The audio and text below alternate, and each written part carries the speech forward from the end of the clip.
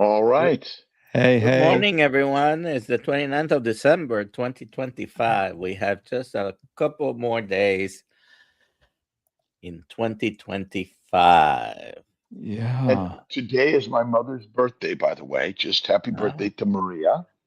happy And birthday, let's Maria. see, she'd be 102, 103. Oh, 103. wow. She's Oh almost She wow. as lived old to as me. 93. Almost. So something strange is happening and it's not streaming to your YouTube, my YouTube, or Dr. Nelson's YouTube. It's only streaming to Dave Mack's YouTube. So I'm gonna try to figure that out over here while we keep streaming. Oh, my Well, goodness. it's all good. It's all okay. It's All all good in righty. this It's all country. okay. So please put in the Live. chat where you're watching from. Uh, if you have any comments or questions, put them in the chat and hashtag KMT for our giveaway of A Kiltz Health t-shirt. t-shirt. Yeah. Oh, All nice. right. All right. All Awesome. right. Well, And it's been reported that Dave Mack has interviewed more carnivores in this world than anyone else, and I it is. Are you seeing? And maybe you could comment, Dave, and yeah, about is this carnivore world expanding? I think so. There seems to be no shortage of new carnivores. There is a lot of interest, and it's justified interest because it works. People feel better. And when people are eating a certain way that makes them feel better, that that really helps the word to spread easily. Do would you say that a scientific study is required, and modern medicine and science and nutritional science needs to get a hold of this and prove it before it'll really expand in the proper way? Um, I would say, yeah. I mean, there's basically from when you're born and you get off breast milk and you start eating the veggies and all that kind of thing, you're indoctrinated into a system, right? And you're told that the science says you need to eat the veggies. The science says you need to eat this many fruits a day, and it's got to be balanced, and it's got to be this, and it's got to be that, right?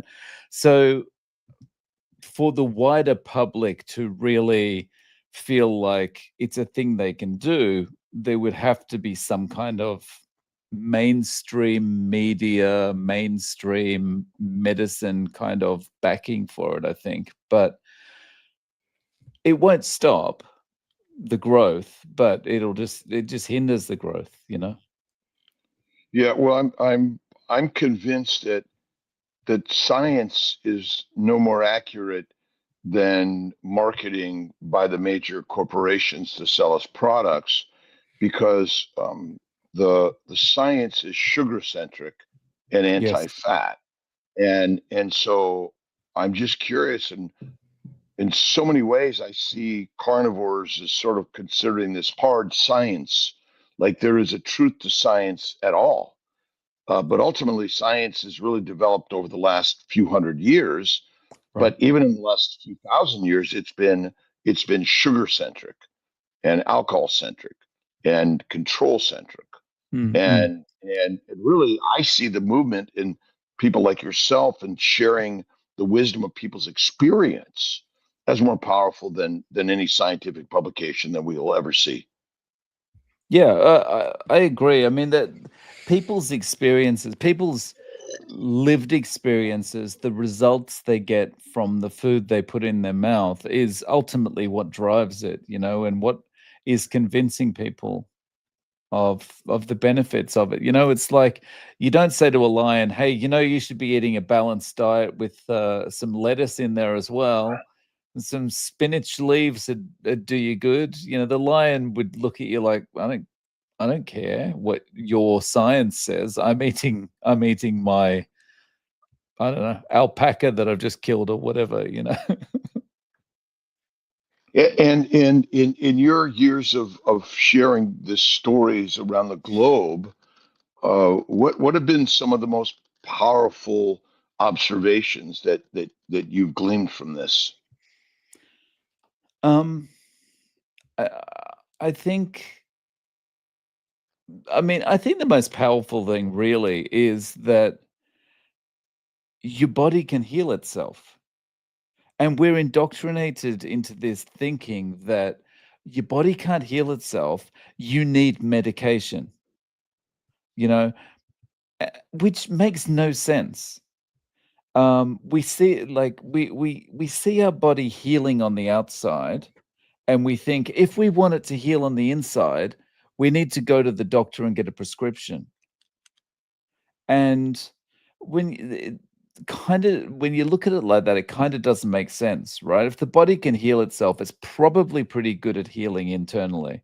And you know, finding out that you can heal a lot of things just by eating the right foods is it's a revelation. It's you know, it should be kind of easier to kind of accept that for most people, but it until you experience it, it isn't. And you know, people are told, "Oh, you've got type 2 diabetes. Just live with it. Here's some metformin." And once it gets worse, you just move on to insulin. And that's all right. You can eat whatever you want. You know, you just gotta jab yourself with insulin. And it doesn't need to be that way. I have two questions, Dave. Mm. Why did you decide to start the carnivore diet, and what was the most unexpected benefit? The reason I started was because I had pre-diabetes and I was an alcoholic, and I'd been confronted about those two things by my doctor, and hearing it from my doctor, it was like, okay, I knew I had a problem with alcohol. I knew I had a problem with eating junk food and whatever. So I needed to do something about it. But hearing it from the doctor, it was like, okay, it's time to do something. I don't want to be back here in a year and, you know, here it's going to be even worse. And so the reason I started was to control those two things. But I started keto initially because that's what I knew.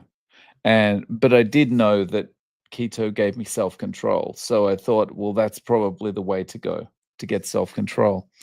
And as I went into that, I had some problems, did some research, realized that the problems were probably the veggies, found a lot of people like Dr. Berry, Dr. Kiltz, Dr. Chafee, Dr. Baker, all saying, well, actually, you don't need to eat veggies.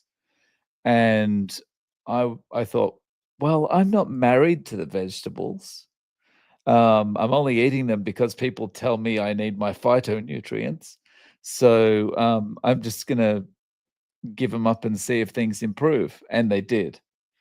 And yeah, so it was for pre-diabetes and alcoholism. But the most unexpected change for me was, I think, my limp improving. That was, I have a weaker right side and a limp because I had a stroke when I was 17. And those things improved for me. Like I got stronger on my right side. My legs started to it didn't drag as much. My balance is better. I can stand on my right leg for longer now, that kind of thing. So yeah, that was an unexpected change. Dave, if you went to the doctor with poison ivy and he said, here's a prescription for steroids for the rest of your life, Would that make sense to us today? If I Poison ivy no, disease, which there isn't one. It's essentially, again, we're basically poisoned by plants, and the fix is drugs for the rest of our lives, not remove the poison ivy. yeah. And Well, ultimately, isn't that simply conundrum to all of this? yeah. So yeah, the answer would be no to the steroids and just remove whatever the poison is, you know? The same as with type 2 diabetes. No to the metformin, take out the sugar. and there are sugars in all animal cells and plant cells, but would you say take away the meat or take away the plants? Take away the plants. Yeah. Yeah. It's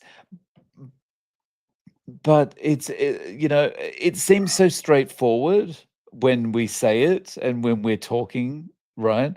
But for just, you know, the the average person going about their day, it seems so ridiculous. Like if someone happened upon this live stream and they'd never heard of carnivore before, and we're talking about, you know, plants are trying to kill you and all that kind of thing, like they would think, what have I gone into the twilight zone here? What's going on?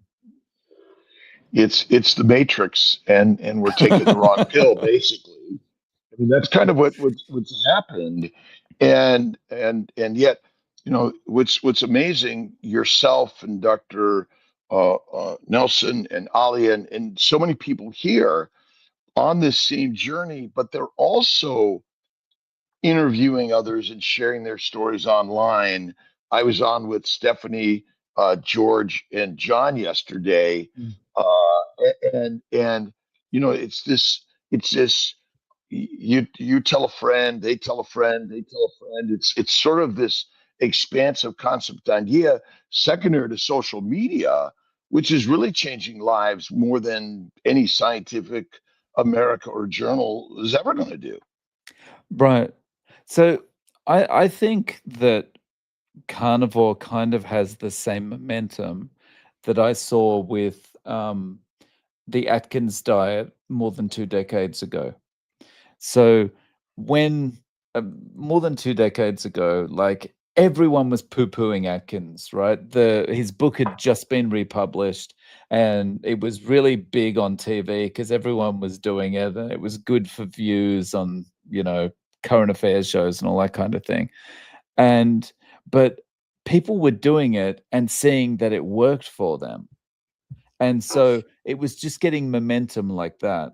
And I see carnivore the same way, but the difference with carnivore that, you know, Atkins didn't have 2.5 decades ago was social media and the ability for us to talk about it like this and for people to go, I'm going to give it a go.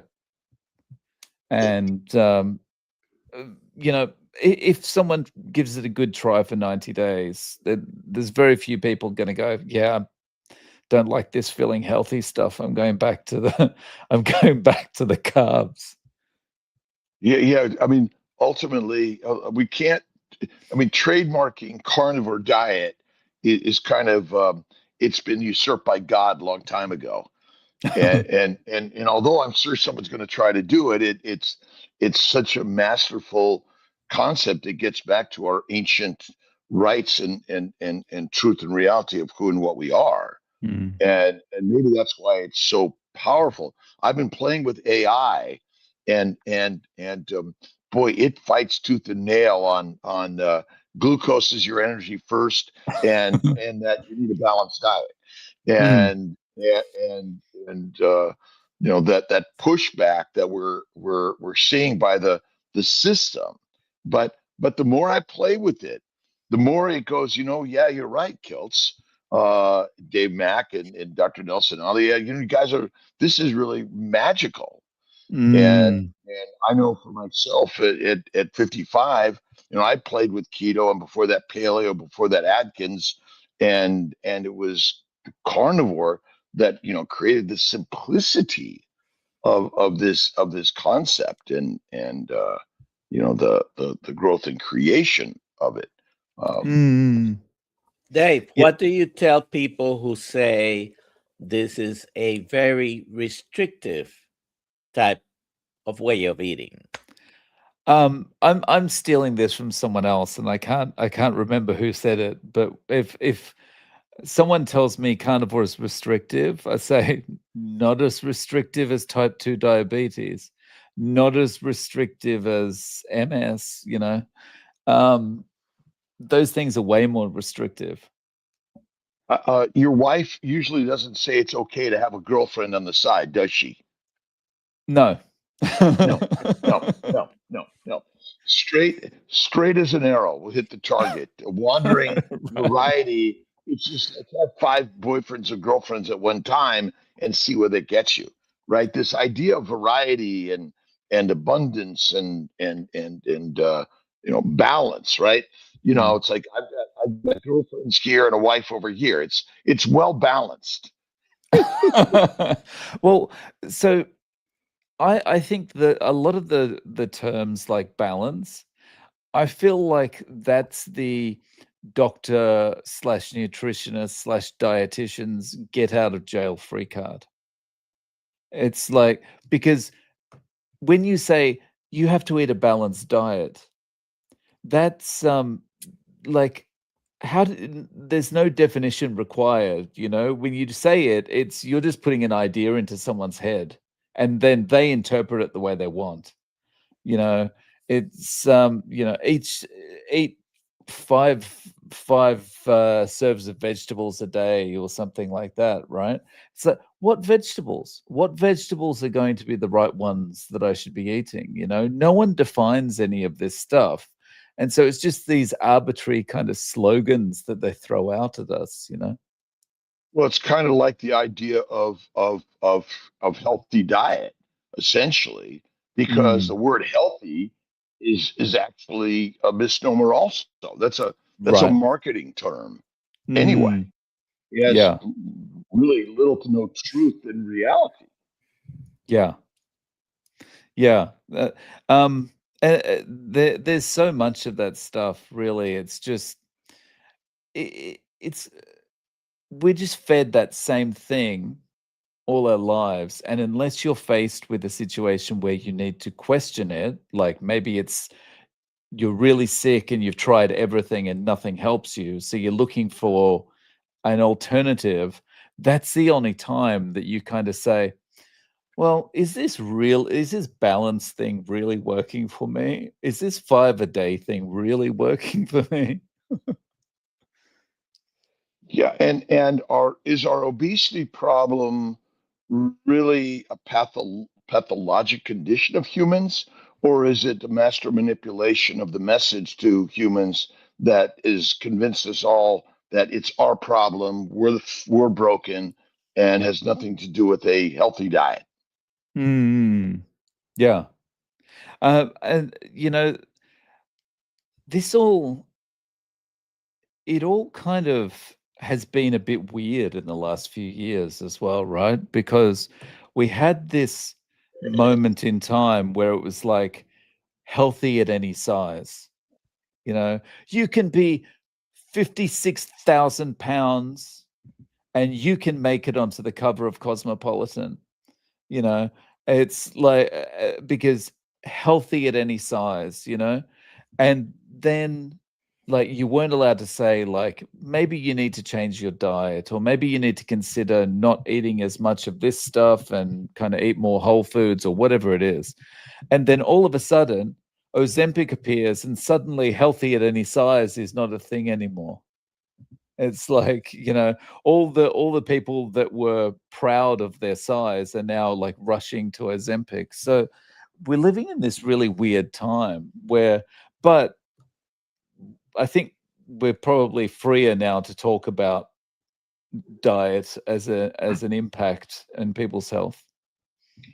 Well, someone who's considered obese could go carnivore, and in 2 to 4 weeks they'll feel more amazing than ever, despite having lost very little weight. And I Right. always say that fat is never the cause of disease. It's the food you've been eating that's the cause of disease. And by simply switching to fasting and carnivore, you'll feel better instantly. Yeah. And if there's a famine, or migration, hibernation, or gestation, I mean, so many animals get massively fat in order to hibernate, gestate, and survive the winter. Right. And I mean, am I going to survive New Year's Day and Christmas? Well, Christmas Day, everything shut down. I mean, it was a massive heart attack for some people that they couldn't get to the market to get Right. pizza or pasta or bread. Right. So, on that kind of thing, Dr. Kiltz or Dr. Nelson or Alia, do you ever have like these moments where, like, if it is Christmas Day, you'll kind of relax a little bit, or are you pretty strict all the time? I'm a strict human being all the time. You're always strict? Yeah. I will eat a Christmas cookie, Right. and I don't lose my shirt over it. Right. But these are infrequent experiences, and Mhm. so that's my strength. And I think our biggest problem is we've made Christmas every day, holidays every day, Right. every day, celebration every day, and Yeah. so our ability to wander this world and be strong has been riddled with celebrations, Yeah. and that's our problem. It's the Mm. party store in the is open all the time. Yeah. So I'll often, do an interview with a carnivore, and they'll talk about like they had that one Christmas cookie, and they'll look kind of like so ashamed when they're telling you. And it's like, just because you had one, that doesn't mean, you have to hand in your carnivore card. It's just like, relax a little bit. If it's like, you don't have to be kind of if I'm not 100% of the time, then I'm not a carnivore, But for me personally, the reason I am 100% of the time is because I know myself. And I would say, like, someone like me is the only type of person that has to be strict all the time. And that's because I know as soon as there's something sweet or a little bit of crunch or something like that, it's all over. I'm under the box of Krispy Kreme donuts then. Yeah, and I mean, I think mindset is critical. I mean, we drive cars, fly airplanes, walk across streets, and live with another human being, and these are all dangerous things. And Mm. so, yeah, everyone's got to sort of put their why together and how together and master their life. That's the Mm. beauty of this. There is variety how we approach Mm. all of our lives and our ability to do this, but I think being very strict in your strength and our ability to, like, oh, that was good, thanks, a bite, or no thanks, I don't, Mm. I'm going to bypass on that. I think this is what's really powerful and beautiful about this world of Mm. carnivore. Yeah. There's lots of different ways to do this, and do you incorporate fasting much into your life? Do you recommend it or talk about it? And have you heard much in the world of carnivore and fasting? I do, and I would say about 40% of the people I interview, a very rough estimate, is they probably do some level of fasting. For me, it's just kind of, I'm basically fasting 23 hours a day. And so I'll have breakfast and I don't eat again, you know. But I'm not doing it like kind of, you must fast kind of thing, right? So if I get to the afternoon and I'm like, you know what, I could go another couple of eggs or something, then I'll have it. It's just, for me, it's more about convenience than anything else. Dr. Kiltz, we have today, of course, a very popular guest, and we have a bunch of questions accumulating. So let's take a few of those, in particular for Dave. Alia, please. Okay. Let's see. Rick Rodriguez would like to know why you chose him to interview. Because you're like the OG carnivore, Rick. You can't do interviews without interviewing you. Like, you're number one.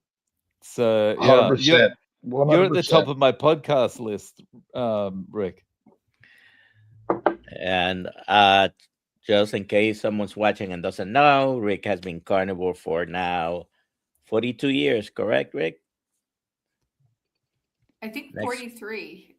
1983, the year I was born. Plus, Okay. plus, and I don't know anyone else that specializes in iguanas. Yeah, I And still Scooby I would Doo's. love to. If I ever get to Florida, I'm gonna try an iguana. All right, next Uh, question, please. Carnivore Farm Mom. What do you say to people that attack carnivore for being bad for thyroid over time? Thank you. I love you. What do you think, Dave? So people will attack carnivore for any reason, you know. Like, I would just say, if your thyroid's not doing good because you're on and you feel it's because you're on carnivore, then you need to, you know, maybe go and see your doctor, maybe do some tests, work out what the cause is. But, you know, majority of carnivores are not walking around with thyroid problems. So, Yeah. you know. I had Dr. Amy Horneman less than 2 weeks ago. She deals a lot with thyroid, and she explained why it is a myth. So people who are saying carnivore is the one that tanked their thyroid, I don't know. I haven't found that a problem, and she explained why. Right. So, Next. Okay. Oh, sorry. Go ahead. No, go ahead. Go ahead. So from the interviews I've done, when people have had thyroid problems prior to coming into carnivore, carnivore seems to either resolve the thyroid problem or make it much, much less of a problem. Correct. I agree. Yeah. All right, let's see. Plants are goitrogens. Plants, all of them, damage the thyroid gland. And they cause tumors and disruption in every cell of our body. Tell a friend I helped hundreds best buddy down 200 pounds in 14 months. Oh, That's not nice. a question, but I wanted to put that up there. Yeah. Nice. Yeah. Awesome. Here, Mike, 59. Awesome. Right. Karen, do you know of other carnivores in Japan?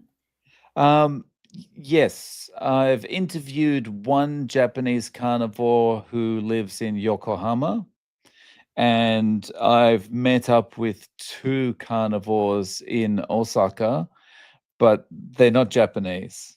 One of them's a New Zealander, and the other one is Italian. We have a frequent member of. Actually, we had two of them, but I know Setsuko sometimes is here, and she's from Japan. Have you interviewed Setsuko? No, I haven't. Oh, yeah. Not yet. Oh, I'd love to. I'll have to get you guys connected. Dr. Kiltz?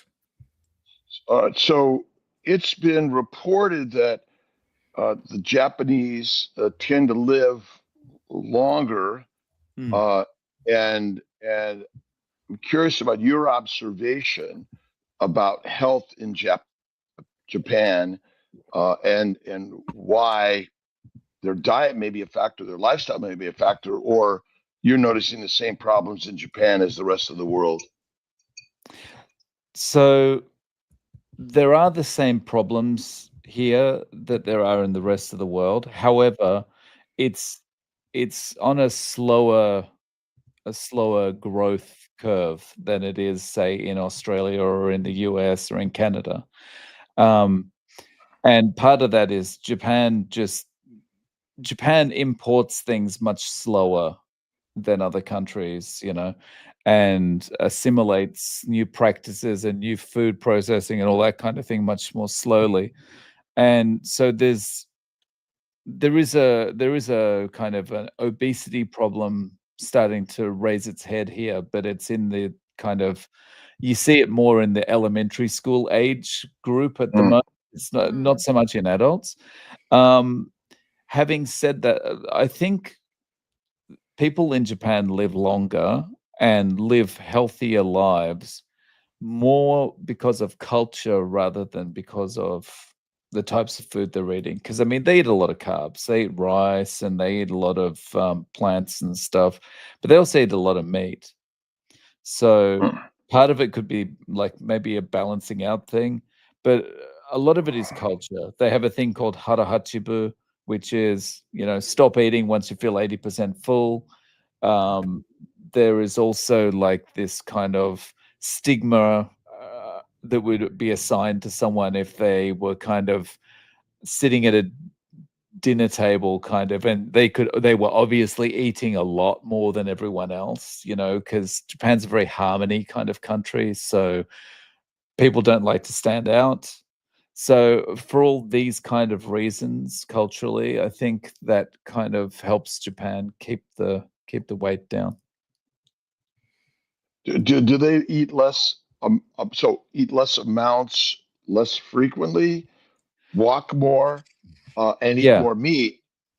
Just eating more meat is big. And do they eat fish and pork a lot also? Yeah. So they eat a lot of fish and pork. And speaking of pork, this is one of the funny things, because apparently Okinawa is a blue zone, right? So I interviewed an Australian guy who lived in Okinawa a long time ago, and he was we were joking about how it's classified as a blue zone, and he said all these kind of people that are into yoga and all this kind of thing, they come to Okinawa thinking it's going to be a blue zone and they're going to just be eating vegetarian meals and blah blah blah. It's not like that at all. And the interesting thing is, you can look this stuff up on Google Images and whatever. You can search on things like Okinawa market and Okinawa arcades and all this kind of thing, right? And there is so much pork for sale in these places, right? It's extremely meat-based. They do eat plants and they eat rice and whatever, but it's heavily meat-based. This blue zones thing is absolute rubbish. It's a marketing ploy, once again, like healthy. Yeah. Mm-hmm. Yeah. So yeah, someone else is making money out of it. It's nothing to do with health. Well, the healthy word concept is so marketable in this world, and people are looking for something fast and a pill, a shot, or surgery, or some fancy special diet. That is one of our biggest challenges. I was recently, I had a CT angiogram, a CAC score a little elevated, not significant technically, and I have no symptoms. I did well. I might have mentioned that I'm starting on a little bit of salmon, and I might have mentioned broccoli, and the plant world took that as global carnivore changes his tune and adds plants to his diet. Getting sicker but a little bit of clickbait in all of that anyway for all of us, right? Right. Just imagine the plant-based advocates of the world losing their mind, because it's like this person that eats 21 steaks a week is adding a stick of broccoli. It's right. Well, that's kind of it, and a little bit was because, and I don't know what you're thinking about this, and there's such polarization in our concepts between carnivore and herbivores. Yesterday I was in my work with George and Stephanie and John, the discussion of how many people that are just eating more meat are coming into the community, even though they're still considered omnivores. And Schlenk wrote the book Eat Meat 3 Times a Day back in the 40s. And I'm wondering what your thoughts are on how mindfulness and fasting or less food and adding meat to the diet, fatty meat like pork, and it would be something to really help us expand the power of eating meat in our diets. Mm-hmm. So sorry, like what I think about like just talking about adding the fatty meat. Yeah. So, just recognizing that adding meat to the diet, and one of our biggest problems is everyone's eating lean meat. Oh, They're yes, not eating yes. fatty meat. Mm. And by adding fatty meat to their diet, eating less frequently, and maybe not being so abundant on the food, less processed, is there a space for that? Because keto kind of gets people feeling better also. Yeah. I think definitely, like I think for, I mean, I know for myself, when I did Atkins, I was doing it like I was doing chicken breast Atkins, lean beef Atkins, Yep.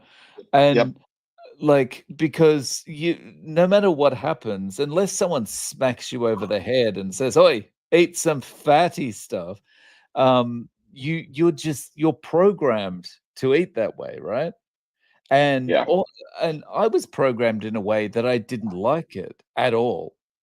Like if when I was a kid, my mum would cook me bacon, and I'd just like I'd cut the eye of the meat off the bacon and throw away everything else, because it's like I'm not touching that fat.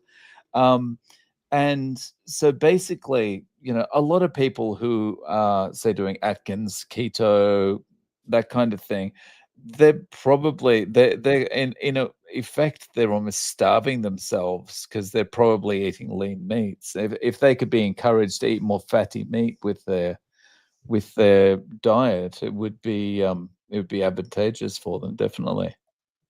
Well, right, because really what you're doing is you're encouraging protein poisoning and rabbit starvation. And I think it's the same, because no matter what restaurant you go to, you get a Wagyu steak, it still is leaner than what we would be hunting and killing and eating in nature, in the Right. sense that we would want to eat the fat. But I see many carnivores that cut the fat away and still minimize the fat. But it's the fat that is the building block, the fuel, and it suppresses the microbes in the gut. And the thing is, the one thing that people really should get their heads around, whether they're doing carnivore or some other level of ketovore, is the fat is so important, not just because of the nutrient density, but because it's what's going to make you feel satiated.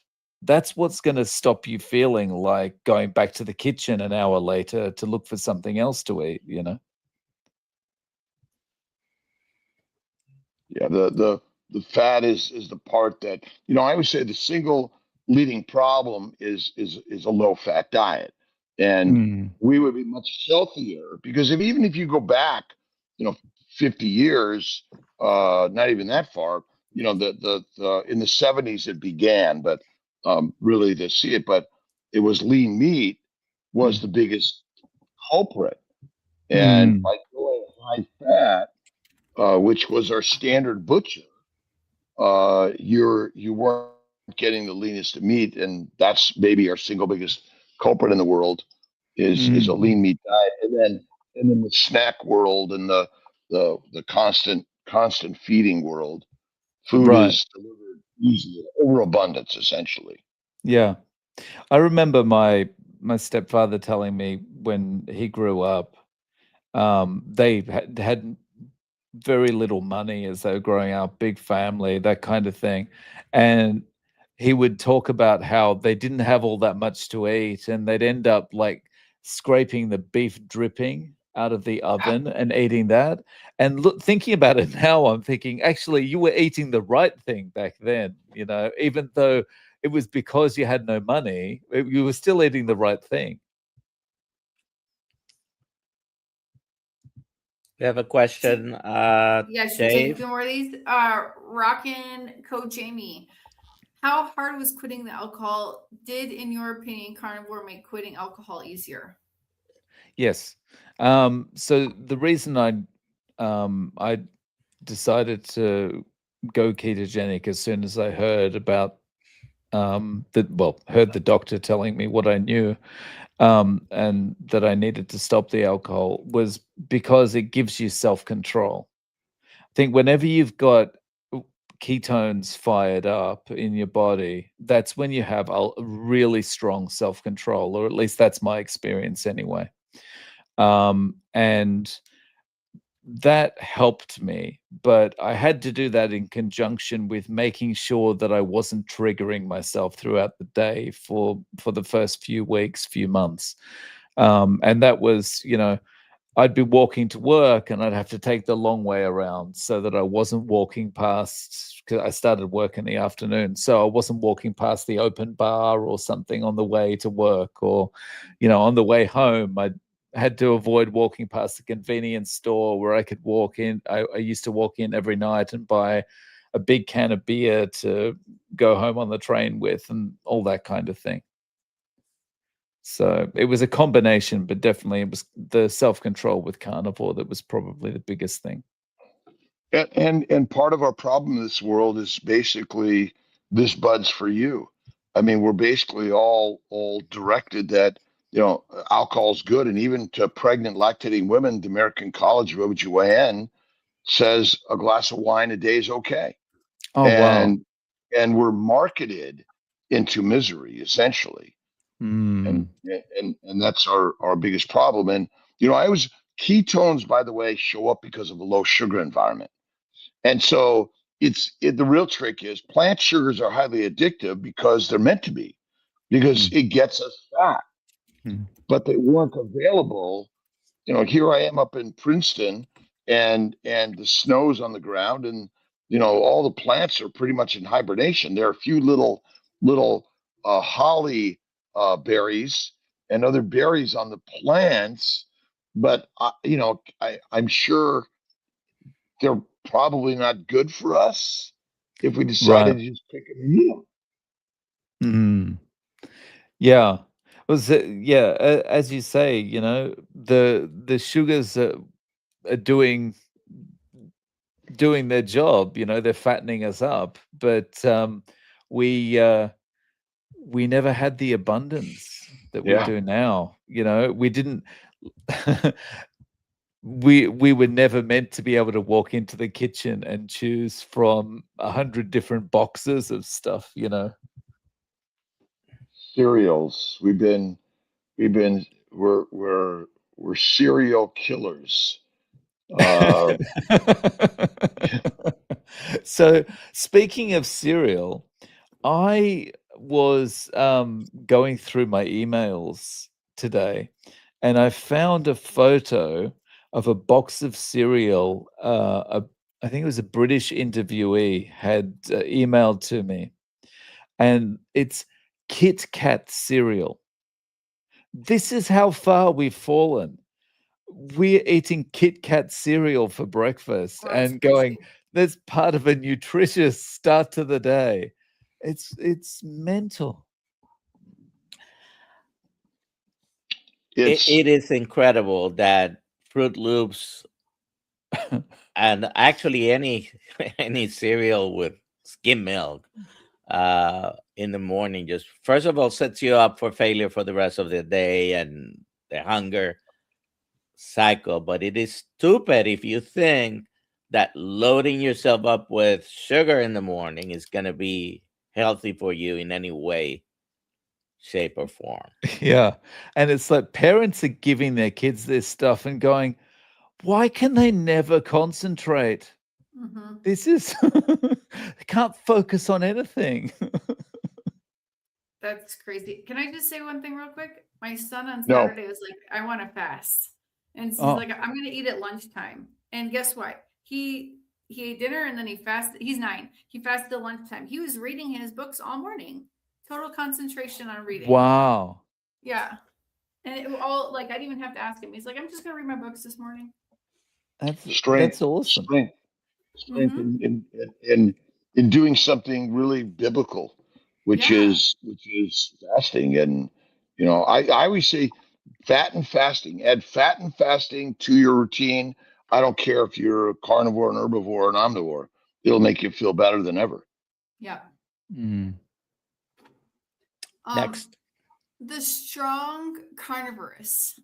Dave, what is your plan or vision for 2026 to continue the growth and spreading the word about your amazing lifestyle? G'day, Louise. So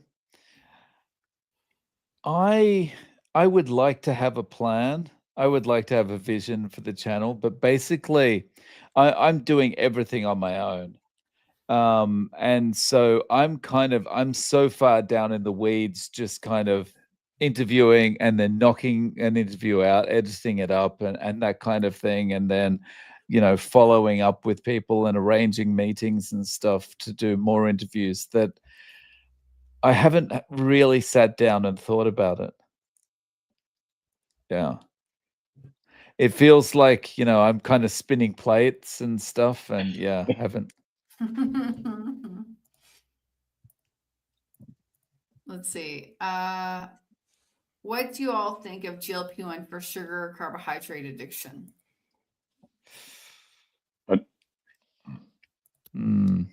Another addiction. Yeah, I feel it just feels to me like it's just another kind of something like a statin, it's really just there to make money for big pharma. It's not for the benefit of humanity, It's another. Go ahead, doctor. It seems that going on a very low carbohydrate diet or carnivore diet has helped a lot of people with their self-label of addiction.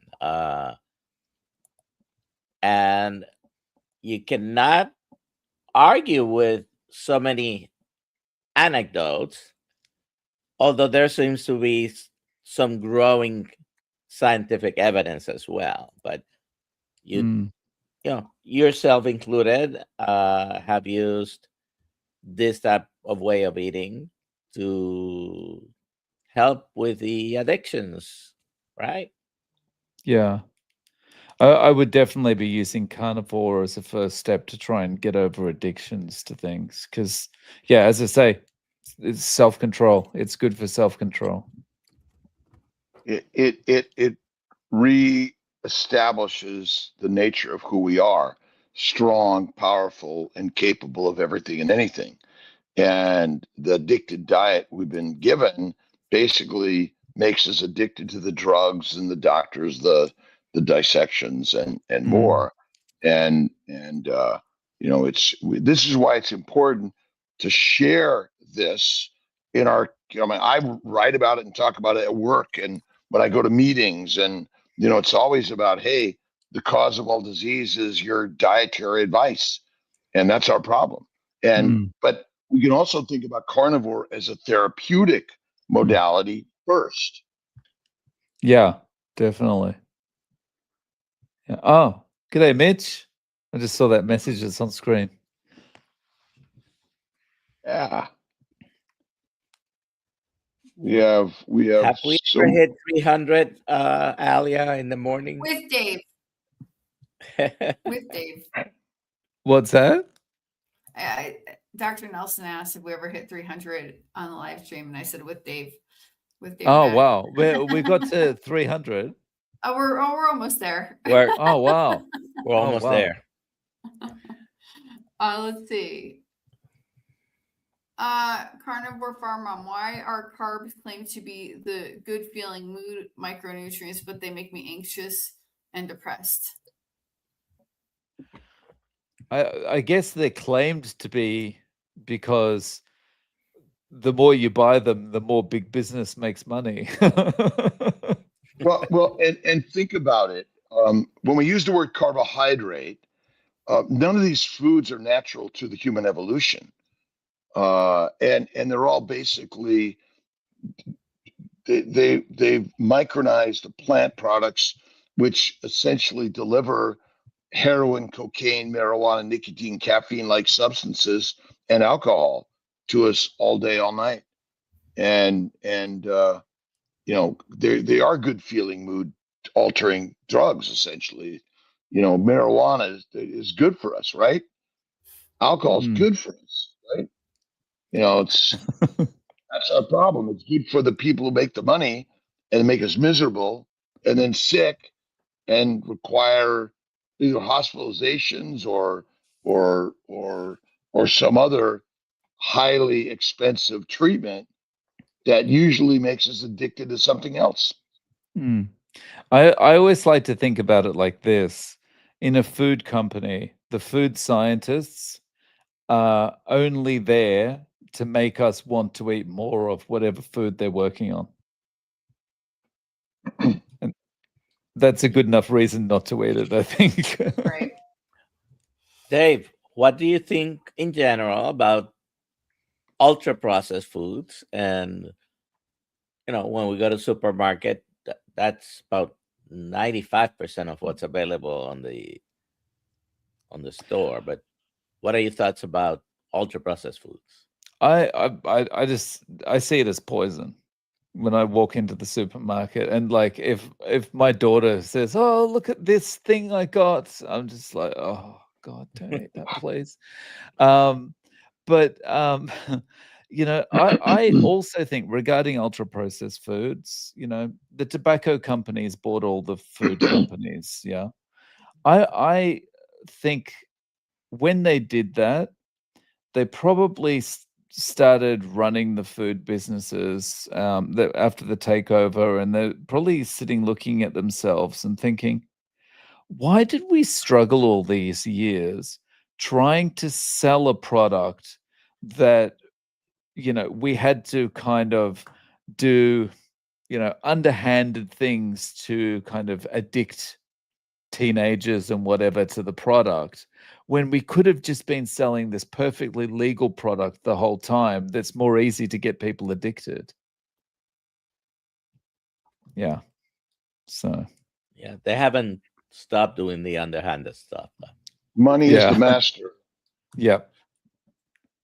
When we realize it shouldn't be our master, it should be our brothers or sisters, our children's children's children. That's what we should all be working to heal and help. And by the way, I'm not against eating plants because I have a lot of plant-based friends.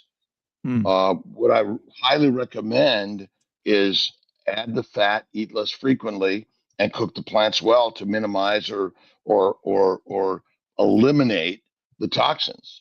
But carnivore is the top of the line and the very best, I think, because nobody's allergic to ribeye steak. No. Right. So that comment that's on screen at the moment from Mr. Dunham, I believe the processed foods are the primary issue in US health. I would maybe add on to that I agree, yes, they are. But the second part of the problem is the fact that the general public has been miseducated and believe that a lot of those processed foods are actually good for them because they're no cholesterol or low fat. And fortified. Yes. Yeah. It's got lots of iron in it, so it must be good. Fortified with synthetic stuff to make you believe that you're eating your nutritional daily allowance of whatever vitamin or mineral.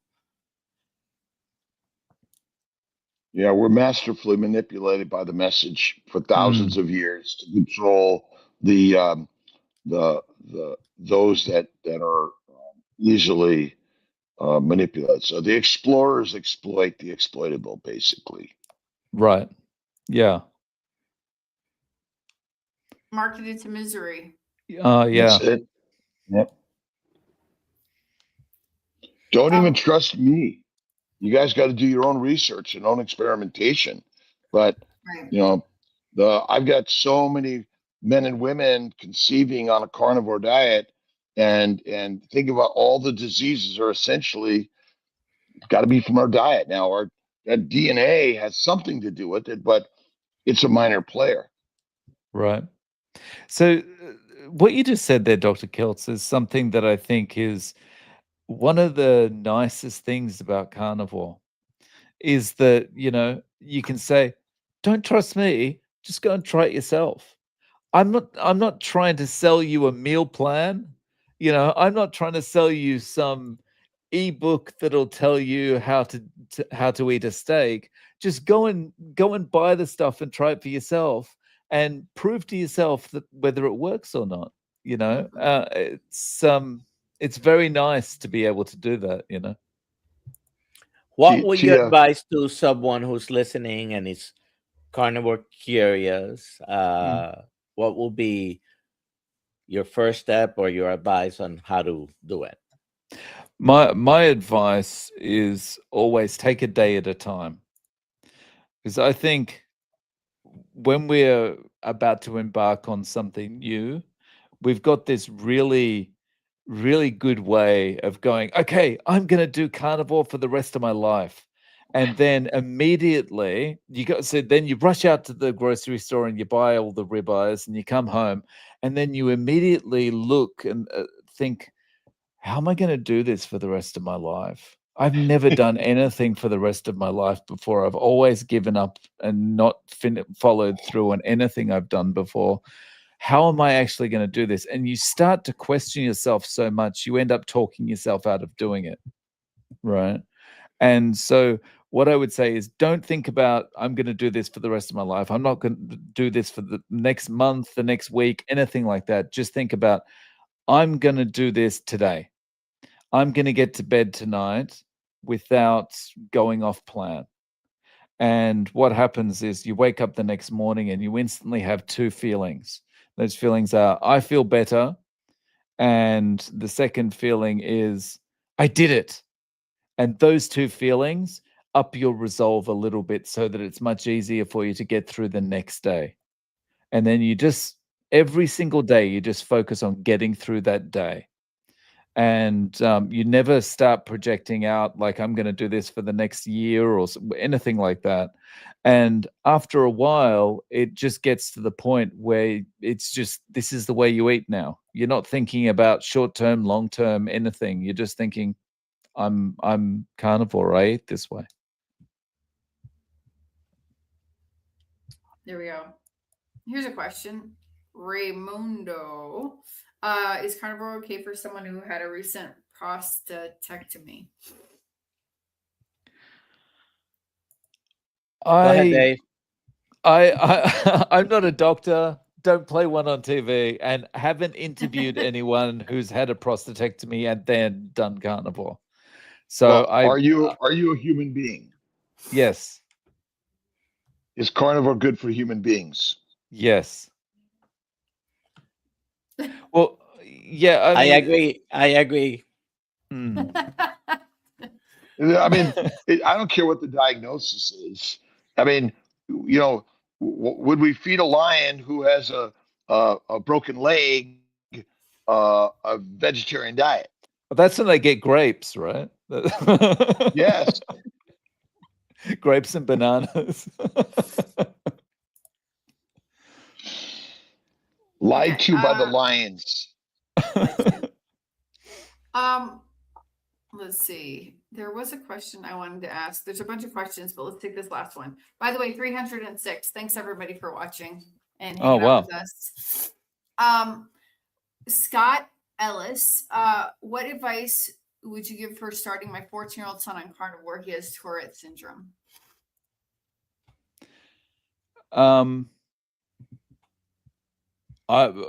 Based on the people I've spoken to, I would say just get started. You might notice improvements in your Tourette's. I've had people say they have had that. And also, if it's your 14-year-old, just says 14-year-old, not 14-year-old son. But if it's your 14-year-old, he has, yeah. Oh. I would focus on the muscle side of it, because he's getting to that age where he's going to be thinking about how he looks and that kind of thing. And there's nothing better than being a teenage boy and hearing like you could put on muscle without really trying. Yeah. There we go. Oh, we got to do the giveaway. And No rush. No rush. No Oh, we're rush. not? Oh, okay. No Should we take rush. a minute of this whoever question? is asking this question, if you haven't read the books by Dr. Christopher Palmer, Brain Energy, and Dr. Georgia Eads, Change Your Diet, Change Your Diet. Mind, they're both very good. And there are a lot of new studies coming out past several years, several on metabolic psychiatry and everything that has to do with our brain seems to get better. All disease seems to get better on carnivore, faith, and fasting. So even on a low carb, high fat diet, or if you go carnivore, emphasize the fatty meats, because it seems that all the brain related stuff is even better when you're producing more ketones, which is a lower glucose, lower sugar environment, basically. But if you're not eating any carbs, your ketones will be even better when it's a high fat diet. It rests the liver.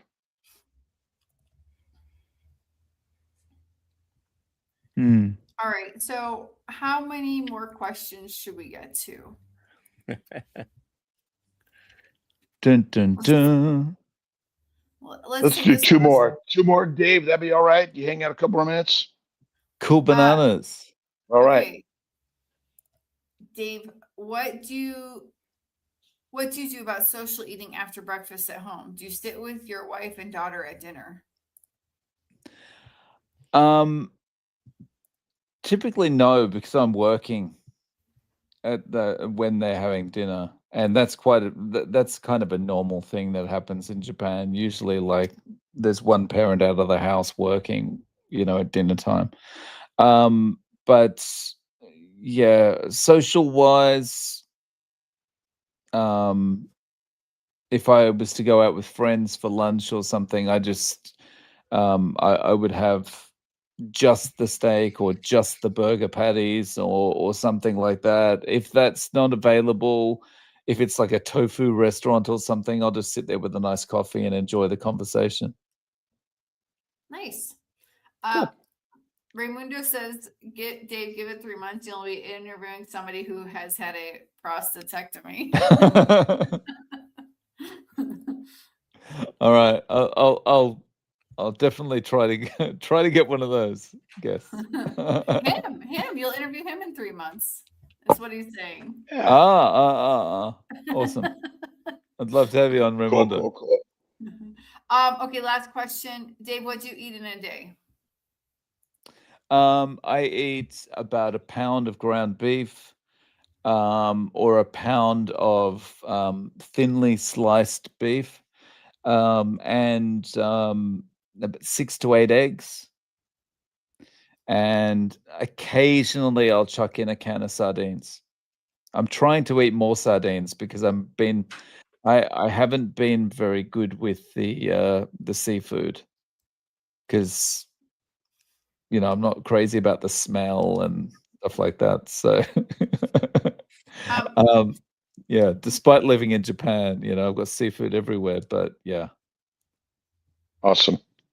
I just want to say, we're ahead. Setsuko, you need to email Dave Mack, and he's Setsuko, very nice to meet you. Hajimemashite. I think we're done. Let's see. Let's go ahead and do the giveaway. Here we go. Awesome. Who's gonna win today?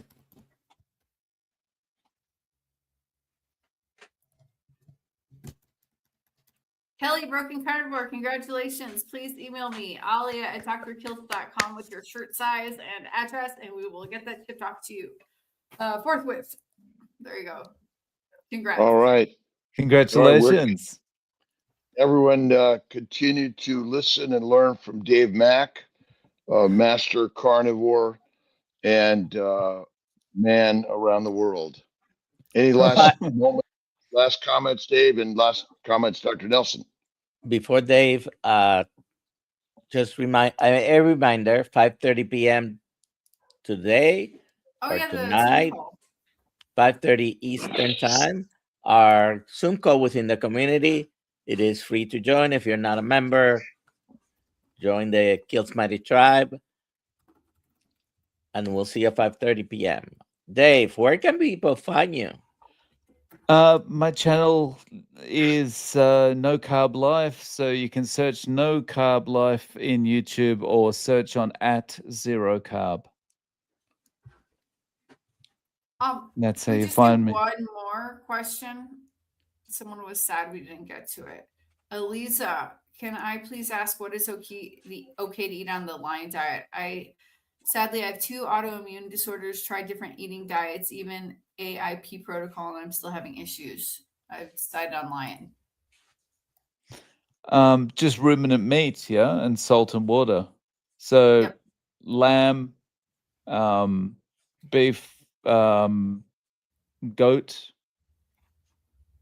I don't know. Is camel a ruminant? I'm not sure. Yeah. No. Deer. It's a Camel's pseudo. not? It is not a ruminant. Ah, okay. Oh, But deer. Yes. Ruminant meat, Fermenters. salt and water, and give it a try. Autoimmune diseases, Dave. You've interviewed a bunch of people, right? Yep. What happens to autoimmune diseases on carnivore diet? Typically goes away. I've got an interview going live with someone in about 8 hours from now. Her autoimmune is all gone.